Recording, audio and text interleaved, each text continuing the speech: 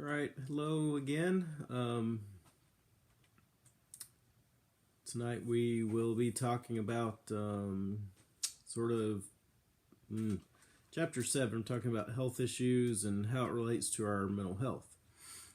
Pretty timely, given what all of us are going through, what a lot of the world is going through, and just I think some of us can see the impact that stress has on our mental health.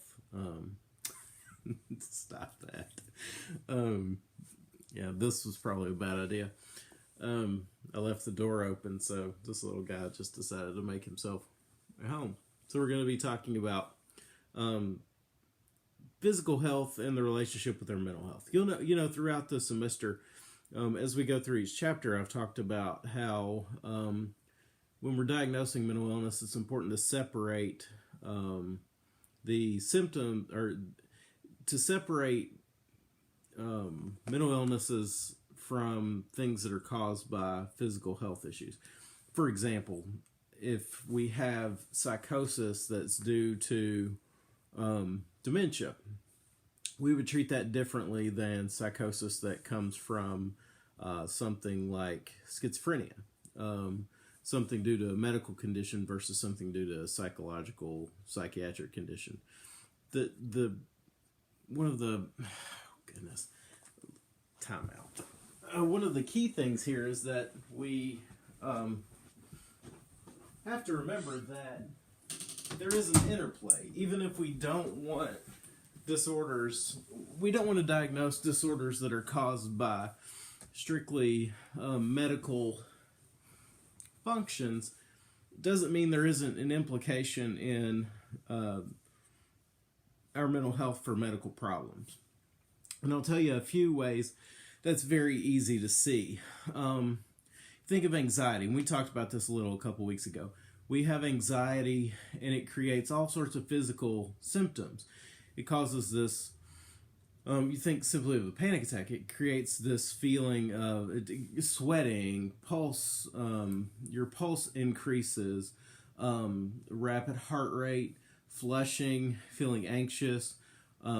Stress often causes like digestive trouble, so we have stomach effects, nausea, things like that are related to the physiological response, our body's response, and how it's interpreting the anxiety. So there is this interplay between the two, and it's impossible to ignore. In fact, it would be crazy to ignore. So that's what we're talking about tonight. Some of the effects of the psychological effects of health conditions and how they play a role. Some of the big ones that we'll talk about tonight are AIDS and HIV, cancer, heart disease, and also things like chronic pain.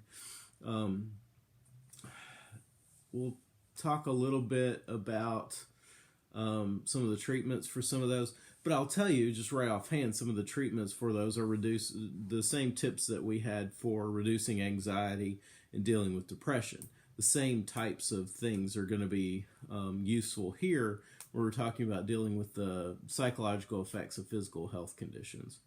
You think about something like a cancer diagnosis. That creates a lot of stress, a lot of fear, a lot of worry, also a lot of depression. The psychological component of worrying about not knowing what's going to come next, but also just the physical health deterioration. For example, my father had non-Hodgkin's lymphoma, which is a type of blood cancer, essentially. And it created a lot of symptoms that kind of manifested themselves psychologically. He would have a lot of confusion, a lot of forgetfulness that were related to, number one, the symptoms of the disorder, and also the treatment. So they would cause some confusion, disorientation, things like that. Also made him more kind of prone to anxiety, more issues with like struggling with depression, things like that. And so, there was this, it wasn't a strictly mental health disorder, but it was inarguable that mental health and just the stress of going through this ongoing physical illness can create. And so there are all of these components that go along. And it's important to know we can't separate the two. You have to deal with the two together. I can't treat anxiety without ignoring the cause of the anxiety. In this case, that would be the physical ailments. And when you're treating the physical ailments, you have to be also cognizant of the mental health component of that too. So we'll talk about that as we go on throughout the course of the evening. I will say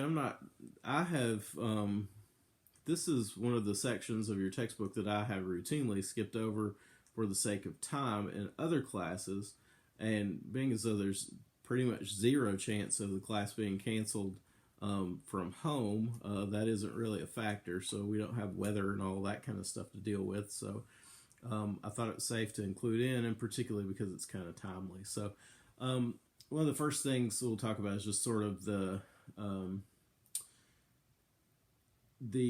psychological and social factors that influence health. Your textbook talks about, we already mentioned cancer, AIDS, which we'll talk about extensively, but also something like genital herpes can be exacerbated by stress. So that's one that we often don't think of. Which your textbook mentioned it, and it hadn't even occurred to me to draw the link to that. But it's something that increases in severity as a result of anxiety. So it isn't caused, anxiety doesn't cause it. Anxiety isn't even a symptom of it, but anxiety causes a worsening of the symptoms of this particular disorder. And heart disease, people with prolonged, we talked about this with generalized anxiety disorder and also chronic depression, how this can take a toll on your body and particularly manifest itself through cardiovascular issues, heart disease, heart attacks, things like that. Any kind of prolonged stress or anxiety or depression can break down that system of the body. And we'll talk a little bit about how that works. And it is important for people like myself or like even your family doctor to make note of both physical ailments. In case of like a medical doctor, you want to make note of not only the physical ailments, which is why someone's coming to see you, but also the psychological component, the other mental health stuff that's going along with that. And for me, it's like vice versa. I want to make sure when I'm talking about psychological diagnosis that I'm also indicating any medical issues that might go along with that. So it's very important to be sort of all-inclusive when you're talking about some of these things. Skip past some of that stuff. One of the things we'll talk about is, we're talking about right now, is the social factors.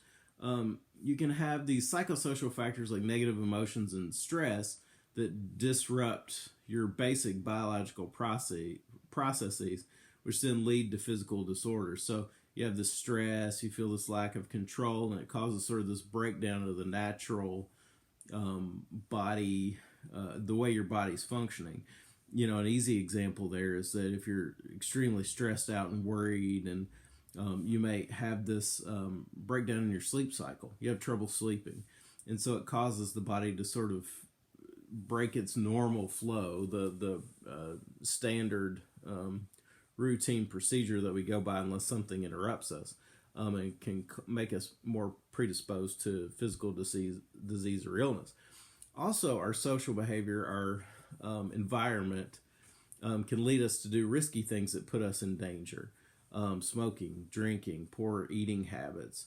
We'll talk about, I think next week, obesity being one of the, when we're talking about eating disorders, obesity is one of the biggest health impacts of our time. We have huge numbers of our population that are obese, and that leads to increased rates of diabetes and heart disease and kidney disease and cancers and all those sorts of things. So poor habits, risky behaviors can lead us to having higher rates of physical illness as well. So, with my smoking or with my drinking, it makes me more likely to develop psychological symptoms. So again, those things are linked. And the primary paths being, psychological factors can influence your biological process, and then also our long-standing behavior patterns can put us at risk. And your book cites, I think, is a good example, AIDS as being an example of both of those things. So the psychological influence can affect our basic biological process, but also our risky behavior can put us can make us more likely to contract HIV. And it is, we talk about, I mentioned like obesity being a cause of death, but 50% of causes of death in the United States are linked to lifestyle, behavioral patterns, driving too fast, smoking and drinking. You could, I don't know the breakdown of that number, but you could also probably throw obesity and bad eating patterns into that too, and that may make it even higher. So, just in terms of what is stress, we talked a lot about this when we talked about anxiety, so I don't feel the need to really spend a lot of time on it, but it's a physiological response. Stress is a physiological response of anxiety.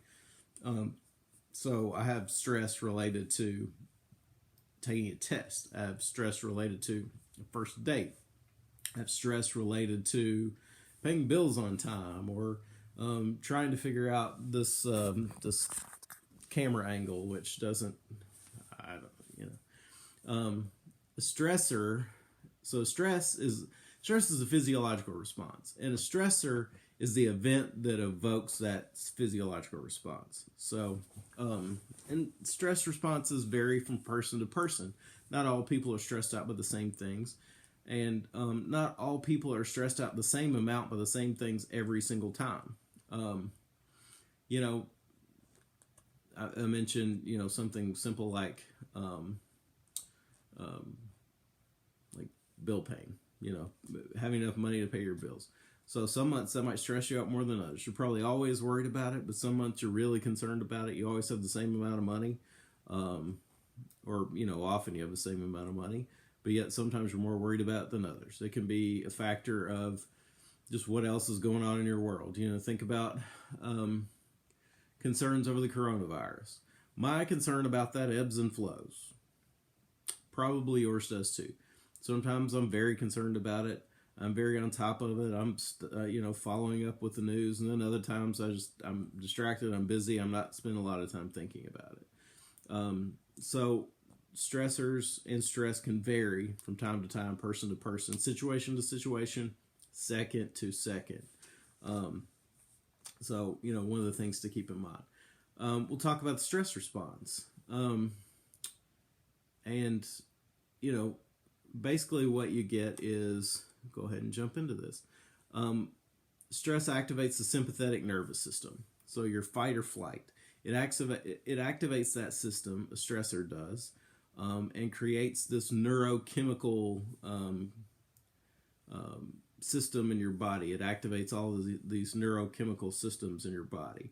So we create the fight or flight system, which prepares our body for attack or to flee, helps us deal with the stressors and anxieties and fears as they arise. Something puts us in danger, the system is activated. Stress also activates the HPA axis, which is the part of our system, our body system, our brain system that creates cortisol, which is, we mentioned last week, stress hormone. And the hippocampus is part of your brain. We didn't really go over that very in depth, but the hippocampus is part of your brain that deals with the stress cycle. It's part of your limbic system, and this is highly responsive to cortisol.